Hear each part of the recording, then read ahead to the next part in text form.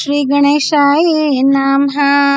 नारायणं नमस्कृत्य नरं चैव नरोत्तमं देवीं सरस्वतीं व्यासं ततो जयमुदीरयेत्। संक्षिप्त महाभारत वन पर्व अध्याय 178 से 180। अध्याय 178 जयद्रथ के द्वारा द्रौपदी का हरण। वैशंपायन जी कहते हैं, एक समय की बात है, पांडव लोग द्रौपदी को अपने आश्रम पर अकेली छोड़कर पुरोहित धौम्य की आज्ञा से ब्राह्मणों के लिए आहार का प्रबंध करने वन में चले गए थे। उसी समय सिंधु देश का राजा जयद्रथ, जो वृत्रशक्र का पुत्र था, विवाह की इच्छा से शाल्व देश की ओर जा रहा था। वह बहुमूल्य राजसी ठाट बाट से सजा हुआ था। उसके साथ और भी अनेकों राजा थे। उन सब के साथ वह काम्यक वन में आया। वहाँ निर्जन वन में अपने आश्रम के दरवाजे पर पांडवों की प्यारी पत्नी द्रौपदी खड़ी थी। जयद्रथ की दृष्टि उस पर पड़ी। वह अनुपम सुंदरी थी। उसका श्याम शरीर एक दिव्य तेज से दमक रहा था। आश्रम के निकट वन का भाग उसकी कांति से प्रकाशमान हो रहा था। जयद्रथ के साथियों ने उस अनिंद्य सुंदरी की ओर देखकर हाथ जोड़ लिए और मन ही मन तर्क वितर्क करने लगे। ये कोई अप्सरा है या देव कन्या है अथवा देवताओं की रची हुई माया है। सिंधु राज जयद्रथ उस सुंदरांगी को देखकर चकित रह गया। उसके मन में बुरे विचार उठे और वह काम से मोहित हो गया।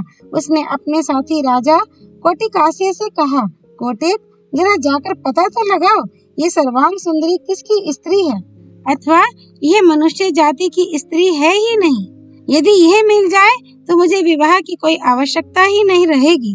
पूछो तो ये किसकी है, कहाँ से आई है और इस कंटीले जंगल में किस उद्देश्य से इसका आना हुआ है। क्या ये मेरी सेवा स्वीकार करेगी? इसे पाकर तो मैं कृतार्थ हो जाता। सिंधु राज के वचन सुनकर कोटिक रथ से नीचे उतर पड़ा और गीदड़ जैसे व्याघ्र की स्त्री से बात करे उसी प्रकार द्रौपदी के पास जाकर बोला, सुंदरी, कदम की डाली झुकाकर इसके सहारे इस आश्रम पर अकेली खड़ी हुई तू कौन है? तुझे इस भयानक जंगल में डर नहीं लगता? क्या तू किसी देव, यक्ष या दानव की पत्नी है अथवा कोई श्रेष्ठ अप्सरा या नाग कन्या है? यमराज, चंद्रमा, वरुण और कुबेर, इनमें से तो तू किसी की पत्नी नहीं है। बता, धाता, विधाता, सविता, विष्णु या इंद्र, किसके धाम से तू यहाँ आई है? मैं राजा सुरथ का पुत्र हूँ। मुझे लोग कोटिकासे कहते हैं तथा सोवीर देश के 12 राजकुमार हाथ में ध्वजा लेकर जिनके रथ के पीछे चलते हैं और 6000 रथी, हाथी, घोड़े, पैदलों की सेना सदा जिनका अनुसरण किया करती है, वे सोवीर नरेश राजा जयद्रथ उधर खड़े हैं। उनका नाम कभी तुम्हारे सुनने में भी आया होगा। इनके साथ और भी कई राजा हैं। अपना परिचय तो हमने बताया, पर तेरे विषय में अभी हम अनभिज्ञ ही हैं। अतः बता, तू किसकी पत्नी है और किसकी सुपुत्री? कोटिकासे के प्रश्न करने पर द्रौपदी ने एक बार धीरे से उसकी ओर देखा और कदम की डाली का सहारा छोड़कर अपनी रेशमी चादर संभालते हुए नीची दृष्टि करके कहा, राजकुमार, मैंने अपनी बुद्धि से विचार कर अच्छी तरह समझ लिया है कि मेरी जैसी स्त्री को तुमसे बातचीत करना उचित नहीं है, पर यहाँ इस समय दूसरा कोई पुरुष या स्त्री मौजूद नहीं है जो तुम्हारी बात का जवाब दे सके, इसलिए बोलना पड़ा है। मैं अपने पातिव्रत धर्म का पालन करने वाली स्त्री हूँ, सो भी इस समय अकेली हूँ। इस वन में अकेले तुम्हारे साथ कैसे बात कर सकती हूँ? परंतु मैं तुम्हें पहले से ही जानती हूँ कि तुम राजा सुरथ के पुत्र हो और तुम्हारा कोटिकासे नाम है, इसलिए तुमसे अपने बंधुओं और विख्यात वंश का परिचय दे रही हूँ। मैं राजा द्रुपद की पुत्री हूँ। मेरा नाम कृष्णा है। 5 पांडवों के साथ मेरा विवाह हुआ है। वे इंद्रप्रस्थ के रहने वाले हैं। उनका नाम भी तुमने सुना होगा। अब तुम सब लोग अपने वाहन खोलकर यहाँ उतरो। पांडवों का आतिथ्य स्वीकार कर फिर अपने अभिष्ट स्थान को चले जाना। उनके आने का समय हो गया है। धर्मराज अतिथियों के बड़े भक्त हैं। आप लोगों को देखकर बहुत प्रसन्न होंगे। द्रौपदी कोटिकासे से ऐसा कहकर अपनी पर्णकुटी में चली गई। उसका उन लोगों पर विश्वास हो गया था, अतः उनके अतिथि सत्कार की तैयारी में लग गई। कोटिका से राजाओं के पास गया और द्रौपदी के साथ जो कुछ बात हुई थी सब कह सुनाई। उसकी बात सुनकर दुष्ट जयद्रथ ने कहा, मैं स्वयं जाकर द्रौपदी को देखता हूँ। वह अपने 6 भाइयों को साथ लेकर जैसे भेड़िया सिंह की गुफा में प्रवेश करे उसी प्रकार पांडवों के आश्रम में घुस आया और द्रौपदी से बोला, सुंदरी, तुम कुशल से तो हो, तुम्हारे स्वामी स्वस्थ तो हैं, तथा और जिन लोगों की तुम कुशल कामना रखती हो वे सब भी तो सकुशल हैं ना? द्रौपदी ने कहा, राजकुमार, तुम स्वयं सकुशल तो हो ना? तुम्हारे राज्य, खजाना और सैनिक तो कुशल से हैं ना? मेरे पति कुरुवंशी राजा युधिष्ठिर सकुशल हैं तथा उनके सब भाई भी कुशल से हैं। राजन, ये पैर धोने के लिए जल और आसन ग्रहण करो। तुम सब लोगों के जलपान के लिए अभी प्रबंध करती हूँ। जयद्रथ बोला, मेरी कुशल है। जलपान के लिए तुम जो कुछ देना चाहती हो सब मुझे प्राप्त हो चुका। अब तुमसे यही कहना है कि पांडवों के पास अब धन नहीं रहा, वे राज्य से निकाल दिए गए। अब इनकी सेवा करना व्यर्थ है। इतनी भक्ति से जो तुम इनकी सेवा करती हो उसका फल तो केवल क्लेश ही होगा। तुम इन पांडवों को छोड़ दो और मेरी पत्नी होकर सुख भोगो। मेरे साथ ही संपूर्ण सिंधु और सौवीर देश का राज्य तुम्हें प्राप्त होगा, रानी बनोगी। जयद्रथ की यह बात सुनकर द्रौपदी का हृदय कांप उठा। उसकी भौहें रोष से तन गईं। सहसा उस स्थान से वह पीछे हट गई। उसके इस प्रस्ताव का तिरस्कार करके द्रौपदी ने बहुत कड़ी बातें सुनाई और बोली, खबरदार, फिर कभी ऐसी बात मुंह से मत निकालना। तुझे शर्म आनी चाहिए। मेरे पति महान यशस्वी हैं, सदा धर्म में स्थित रहने वाले हैं, युद्ध में यक्षों और राक्षसों का भी मुकाबला कर सकते हैं। ऐसे महारथी वीरों की शान के खिलाफ ओछी बातें कहते हुए तुझे लज्जा नहीं आती? अरे मूर्ख, जैसे बांस, केला और नरकुल ये फल देकर अपना नाश कर लेते हैं, केकड़े की मादा अपनी मृत्यु के लिए ही गर्भ धारण करती है, उसी प्रकार तू भी अपनी मौत के लिए ही मेरा अपहरण करना चाहता है। जयद्रथ बोला, कृष्णे, मैं सब जानता हूँ। मुझे खूब मालूम है कि तुम्हारे पति राजपुत्र पांडव कैसे हैं, परंतु इस समय ये विभीषिका दिखाकर तुम हमें डरा नहीं सकती। हम तुम्हारी बातों में नहीं आ सकते। अब तुम्हारे सामने सिर्फ 2 काम हैं, या तो सीधी तरह से हाथी या रथ पर चलकर बैठ जाओ, या पांडवों के हार जाने पर सौवीर राज जयद्रथ से दीनता पूर्वक गिड़गिड़ाते हुए कृपा की भीख मांगना। द्रौपदी ने कहा, मेरा बल, मेरी शक्ति महान है, किंतु सौवीर राज की दृष्टि में मैं दुर्बल सी प्रतीत हो रही हूँ। मुझे अपने ऊपर विश्वास है। यूँ जोर जबरदस्ती करने से भी मैं जयद्रथ के सामने दीन वचन नहीं बोल सकती। एक रथ पर एक साथ बैठकर भगवान श्री कृष्ण और वीरवर अर्जुन जिसकी खोज में निकलेंगे, उस द्रौपदी को देवराज इंद्र भी हर कर नहीं ले जा सकते। बेचारे मनुष्य की तो ताकत ही क्या है। अर्जुन जब शत्रु पक्ष के वीरों का संहार करने लगते हैं उस समय दुश्मनों का दिल दहल जाता है। वे मेरे लिए आकर तेरी सेना को चारों ओर से घेर लेंगे और गर्मी के दिनों में आग जैसे तिनकों को जलाती है वैसे ही भस्म कर डालेंगे। जिस समय तू गांडीव धनुष से छोड़े हुए बाण समूहों को टिड्डियों की तरह वेग से उड़ते देखेगा और पराक्रमी वीर अर्जुन पर तेरी दृष्टि पड़ेगी, उस समय अपने इस कुकर्म को याद करके तू अपनी बुद्धि को धिक्कारेगा। अरे नीच, जब भीम हाथ में गदा लिए दौड़ेंगे और नकुल सहदेव क्रोध जन्य विष उगलते हुए तेरी ओर टूट पड़ेंगे, तब तुझे बड़ा पश्चाताप होगा। यदि मैंने कभी मन से भी अपने पूजनीय पतियों का उल्लंघन नहीं किया, यदि मेरा अखंड पातिव्रत्य सुरक्षित हो, तो इस सत्य के प्रभाव से मैं आज देखूंगी कि पांडव तुझे जीतकर अपने वश में करके जमीन पर घसीट रहे हैं। मैं जानती हूँ तू निरीशंस है, मुझे बलपूर्वक खींचकर ले जाएगा, मगर इसकी भी कोई परवाह नहीं। मेरे पति कुरुवंशी वीर शीघ्र ही मुझसे मिलेंगे और उनके साथ मैं पुनः इसी काम्यक वन में आकर रहूंगी। तदनंतर द्रौपदी ने देखा जयद्रथ के आदमी मुझे पकड़ने आ रहे हैं, तब वे डांट कर बोली, खबरदार, कोई मुझे हाथ ना लगाना। फिर भयभीत होकर उसने अपने पुरोहित धौम्य मुनि को पुकारा। तब तक जयद्रथ ने आगे बढ़कर द्रौपदी के दुपट्टे का छोर पकड़ लिया। द्रौपदी ने उसे जोर से धक्का दिया। धक्का लगते ही पापी जयद्रथ जड़ से कटे हुए वृक्ष की भांति जमीन पर गिर पड़ा। फिर बड़े वेग से उठकर उसने द्रौपदी का दुपट्टा पकड़ लिया और उसे जोर जोर से खींचने लगा। द्रौपदी बारंबार उच्छ्वास लेने लगी और उसने जैसे तैसे धौम्य मुनि के चरणों में प्रणाम किया और रथ पर चढ़ गई। धौम्य बोले, जयद्रथ, जरा क्षत्रियों के प्राचीन धर्म को तो ख्याल कर।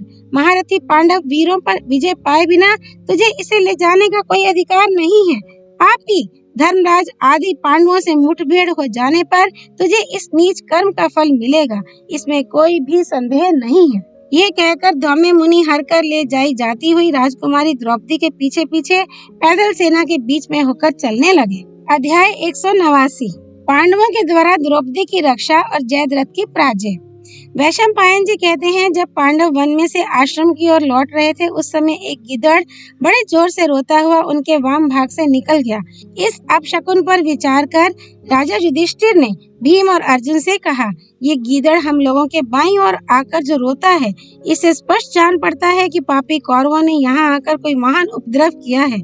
इस प्रकार बातें करते हुए जब वे आश्रम पर आए तो देखते हैं कि उनकी प्रिया द्रौपदी की दासी धात्रिका रो रही है। उसे उस अवस्था में देख इंद्रसेन सारथी रथ से उतर पड़ा और दौड़ते हुए उसके पास जाकर बोला, तू इस तरह धरती पर पड़ी पड़ी क्यों रो रही है? तेरा मुंह सूखा हुआ है, दीन हो रहा है। उन निर्दयी और पापी कौरवों ने यहाँ आकर राजकुमारी द्रौपदी को कोई कष्ट तो नहीं दिया? दाई बोली, इंद्र के समान पराक्रमी इन पांचों पांडवों का अपमान करके जयद्रथ द्रौपदी को हर ले गया है। देखो, अभी उसके रथ की लीकें और सैनिकों के पैरों के चिन्ह नए बने हुए हैं। अभी राजकुमारी दूर नहीं गई होगी। जल्दी रथ लौटाओ और जयद्रथ का पीछा करो। अब यहाँ अधिक देर नहीं होनी चाहिए। पांडव बारंबार क्रुद्ध सर्प की भांति फुफकार छोड़ते और अपने धनुष का टंकार करते हुए उसी मार्ग से चले। कुछ ही दूर जाने पर जयद्रथ की फौज के घोड़ों की टापों से उड़ती हुई धूल दिख पड़ी। उन्होंने पैदल सेना के बीच में जाते हुए धौम्य मुनि को भी देखा, जो भीम को पुकार रहे थे। पांडवों ने मुनि को आश्वासन दिया कि अब आप सुखपूर्वक चलिए। फिर जब उन्होंने एक ही रथ में अपनी प्रियतमा द्रौपदी और जयद्रथ को बैठे देखा तो उनकी क्रोधाग्नि प्रज्वलित हो उठी। फिर तो भीम, अर्जुन, नकुल और सहदेव सबने जयद्रथ को ललकारा। पांडवों को आया देख शत्रुओं के होश उड़ गए। पैदल सेना तो बहुत डर गई, हाथ जोड़ने लगी। पांडवों ने उसे तो छोड़ दिया, किंतु शेष जो सेना थी उसे सब ओर से घेर कर इतनी बाण वर्षा की कि अंधकार सा छा गया। तब सिंधु राज ने अपने साथ के राजाओं को उत्साहित करते हुए कहा, शत्रुओं के मुकाबले में डटकर खड़े हो जाओ, दौड़ो, मारो। फिर उस युद्ध में महान कोलाहल आरंभ हो गया। शिपी, सौवीर और सिंधु देशों के सैनिक महाबलवान व्याघ्र के समान भीम, अर्जुन जैसे उत्कट वीरों को देखकर दहल उठे। उन्हें बड़ा विषाद होने लगा। भीम पर अस्त्र शस्त्रों की वर्षा होने लगी, किंतु वे विचलित नहीं हुए। उन्होंने जयद्रथ की सेना के अग्रभाग में स्थित स्वार सहित एक हाथी और 14 पैदलों को गदा से मार डाला। अर्जुन ने 500 महारथी वीरों का संहार किया। युधिष्ठिर ने 100 योद्धाओं का नाश किया। नकुल हाथ में तलवार ले रथ से नीचे कूद पड़ा और शत्रुओं के मस्तक काटकर इस भांति बिखेर दिए जैसे बीज बो रहा हो।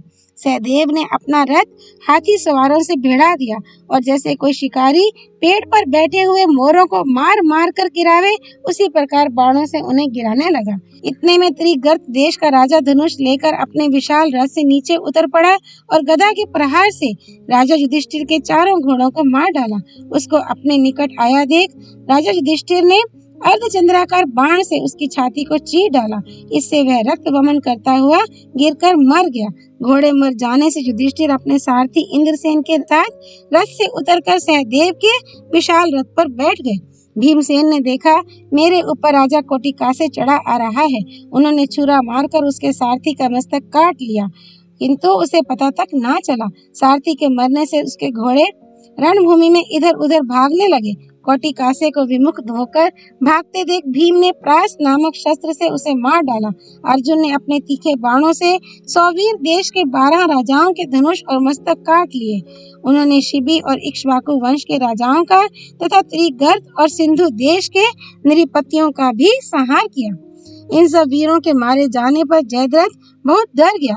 उसने द्रौपदी को नीचे उतार दिया और स्वयं प्राण बचाने के लिए वन की ओर भाग गया। धर्मराज ने देखा कि धौम्य को आगे करके द्रौपदी आ रही है, तो सहदेव के द्वारा उसे रथ पर चढ़वा लिया। युद्ध समाप्त होने पर भीम ने युधिष्ठिर से कहा, भैया, शत्रुओं के प्रधान वीर मारे गए। बहुत से इधर उधर भाग भी गए हैं। आप नकुल, सहदेव और महात्मा धौम्य मुनि के साथ आश्रम पर जाइए और द्रौपदी को शांत कीजिए। मैं तो उस मूर्ख जयद्रथ को जीवित नहीं छोड़ सकता, भले ही वह पाताल में जाकर छिप गया हो अथवा स्वयं इंद्र सारथी बनकर उसकी सहायता करने आ गया हो।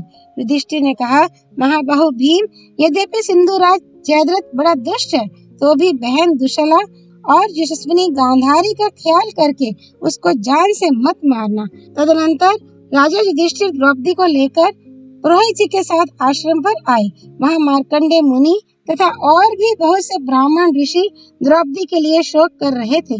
जब उन्होंने पत्नी सहित धर्मराज को लौटते देखा और उनके मुख से सिंधु तथा सौवीर देशों के वीरों की पराजय का समाचार सुना, तो सब लोग बहुत प्रसन्न हुए। राजा उन ऋषियों के साथ बाहर बैठे और द्रौपदी ने नकुल सहदेव के साथ आश्रम में प्रवेश किया। इधर भीम और अर्जुन को यह पता मिला कि जयद्रथ एक कोस आगे निकल गया है, तब वे अपने ही हाथों से घोड़ों को हाँकते हुए बड़े वेग से दौड़े। यहाँ अर्जुन ने एक अद्भुत पराक्रम दिखाया। यद्यपि जयद्रथ 2 मील आगे था, तो भी उन्होंने अभिमंत्रित किए हुए बाण चलाकर उसके घोड़ों को मार डाला। घोड़ों के मरने से जयद्रथ बहुत दुखी हुआ और अर्जुन को ऐसे अद्भुत पराक्रम करते देख उसने भाग जाने में ही अपना उत्साह दिखाया। वह वन की ओर दौड़ने लगा। अर्जुन ने देखा जयद्रथ तो अब भागने में ही अपना पराक्रम दिखा रहा है, तो उन्होंने उसका पीछा करते हुए कहा, राजकुमार, लौटो लौटो, तुम्हारा भागना उचित नहीं है। क्या इसी बल पर पराई स्त्री को जबरदस्ती ले जाना चाहते थे? अरे, अपने सेवकों को शत्रुओं के बीच में छोड़ कैसे भागे जा रहे हो? अर्जुन के इस प्रकार कहने पर भी सिंधुराज नहीं लौटा। तब महाबली भीम ने वेग से दौड़कर उसका पीछा किया और कहा, खड़ा रहे, खड़ा रहे। अर्जुन को जयद्रथ पर दया आ गई। उन्होंने कहा, भैया, उसे जान से ना मारना। अध्याय 180। भीम के हाथों जयद्रथ की दुर्गति और बंधन तथा युधिष्ठिर की दया से छूटकर तपस्या करके उसका वर प्राप्त करना। वैशंपायन जी कहते हैं, भीम और अर्जुन दोनों भाइयों को अपने वध के लिए तुले हुए देख जयद्रथ बहुत दुखी हुआ और घबराहट छोड़कर प्राण बचाने की इच्छा से बहुत तेजी से भागने लगा। उसे भागते देख भीम भी रथ से कूद पड़े और वेग पूर्वक दौड़कर उसकी चोटी पकड़ ली। फिर क्रोध में भरे हुए भीम ने उसे ऊपर उठाकर जमीन पर पटक दिया और खूब कचूमर निकाला। उन्होंने उसका सिर पकड़कर कई चपत लगाए। जब उसने पुनः उठने की कोशिश की तो उसके सिर पर लात जमा दी। वह बहुत रोने चिल्लाने लगा, तो भी भीमसेन दोनों घुटने टेक कर उसकी छाती पर चढ़ गए और घूंसों से मारने लगे। इस प्रकार बड़े जोर की मार पड़ने से जयद्रथ उसकी पीड़ा सह ना सका और अचेत हो गया। फिर भी भीम का क्रोध अभी शांत नहीं हुआ। तब अर्जुन ने उन्हें रोका और कहा, दुश्शला के वैधव्य का ख्याल करके महाराज ने जो आज्ञा दी थी उसका भी तो विचार कीजिए। भीमसेन ने कहा, इस नीच पापी ने क्लेश पाने के अयोग्य द्रौपदी को कष्ट पहुंचाया है, अतः अब मेरे हाथ से इसका जीवित रहना ठीक नहीं है, लेकिन क्या करूं? राजा युधिष्ठिर सदा ही दयालु बने रहते हैं और तुम भी नासमझी के कारण मेरे ऐसे कामों में बाधा पहुंचाया करते हो। ऐसा कहकर भीम ने जयद्रथ के लंबे लंबे बालों को अर्धचंद्राकार बाण से मूंदकर 5 चोटियां रख दी और कटु वचनों से उसका तिरस्कार करते हुए कहा, अरे मूढ़, यदि तू जीवित रहना चाहता है तो मेरी बात सुन। तू राजाओं की सभा में सदा अपने को दास बताया कर। ये शर्त स्वीकार हो तो तुझे जीवन दान दे सकता हूँ। जयद्रथ ने स्वीकार किया। वह धूल में लथपथ और अचेत सा हो गया था। वह धरती पर से उठने की चेष्टा करने लगा। ये देख भीम ने उसे बांधा और उठाकर अपने रथ पर डाल लिया। फिर अर्जुन को साथ लिए आश्रम पर युधिष्ठिर के पास आए। भीमसेन ने जयद्रथ को उसी अवस्था में धर्मराज के सामने पेश किया। वे हंस पड़े और कहा, अच्छा, अब इसे छोड़ दो। भीम ने कहा, द्रौपदी से भी ये बात कह देनी चाहिए। अब यह पापी पांडवों का दास हो चुका है। उस समय द्रौपदी ने युधिष्ठिर की ओर देखकर भीमसेन से कहा, आपने इसका सिर मूंदकर 5 चोटियां रख दी हैं तथा ये महाराज की दास्ता भी स्वीकार कर चुका है, अतः अब इसे छोड़ देना चाहिए। जयद्रथ बंधन से मुक्त कर दिया गया। उसने विवल होकर राजा युधिष्ठिर को तथा वहां बैठे हुए सभी मुनियों को प्रणाम किया। दयालु राजा ने उसकी ओर देखकर कहा, जा, तुझे दास भाव से मुक्त कर दिया, फिर कभी ऐसा ना करना। तू स्वयं तो नीच है ही, तेरे साथी भी वैसे ही नीच हैं। तूने पराई स्त्री को अपनाने की इच्छा की, धिक्कार है तुझे। भला तेरे सिवा दूसरा कौन मनुष्य इतना अधम होगा जो ऐसा खोटा कर्म करे। जयद्रथ जा, अब कभी पापी में मन ना लगाना। अपने रथ, घोड़े और पैदल सब साथ लिए जा। युधिष्ठिर के ऐसा कहने पर जयद्रथ बहुत लज्जित हुआ। वह चुपचाप नीचा मुंह किए चला गया। पांडवों से पराजित और अपमानित होने के कारण उसे महान दुख हुआ। अतः अपने निवास स्थान को न जाकर वह हरिद्वार चला गया। वहाँ भगवान शंकर की शरण होकर उसने बहुत कड़ी तपस्या की। शिव जी उस पर बहुत प्रसन्न हुए। उन्होंने प्रत्यक्ष प्रकट होकर उसकी पूजा स्वीकार की और स्वयं वर मांगने को कहा। जयद्रथ ने कहा, मैं युद्ध में रथ सहित 5 पांडवों को जीत लूं, यही वरदान दीजिए। भगवान शंकर बोले, ऐसा नहीं हो सकता। पांडवों को तो युद्ध में ना कोई जीत सकता है और ना मार ही सकता है। केवल एक दिन तुम अर्जुन को छोड़ शेष 4 पांडवों को युद्ध में पीछे हटा सकते हो। अर्जुन पर तुम्हारा वश इसलिए नहीं चलेगा कि वे देवताओं के स्वामी नर के अवतार हैं, जिन्होंने बद्रिका आश्रम में भगवान नारायण के साथ तपस्या की है। उन्हें तो सारा विश्व भी नहीं जीत सकता। देवताओं के लिए भी वे अजय हैं। मैंने उन्हें पाशुपत नामक दिव्य बाण दिया है, जिसकी तुलना का कोई अस्त्र है ही नहीं। इसी प्रकार उन्होंने अन्य लोकपालों से भी वज्र आदि महान अस्त्र शस्त्र प्राप्त किए हैं।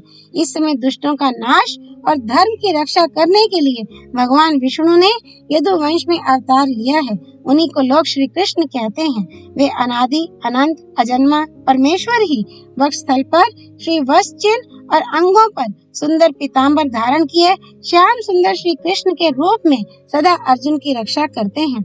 इसलिए अर्जुन को देवता भी नहीं हरा सकते। फिर मनुष्यों में कौन ऐसा है जो उन्हें जीत सकेगा। ऐसा कहकर पार्वती सहित भगवान शंकर वहां से अंतर्धान हो गए और मंदबुद्धि राजा जयद्रथ अपने घर को चला गया। पांडव लोग उसी काम्यक वन में निवास करते रहे। ओम तत्सत। नर नारायण स्वरूप भगवान श्री कृष्ण की जय। भगवती सरस्वती देवी की जय। भगवान व्यास स्वरूप श्री कृष्ण द्वैपायन की जय। श्री हरि अर्पणमस्तु।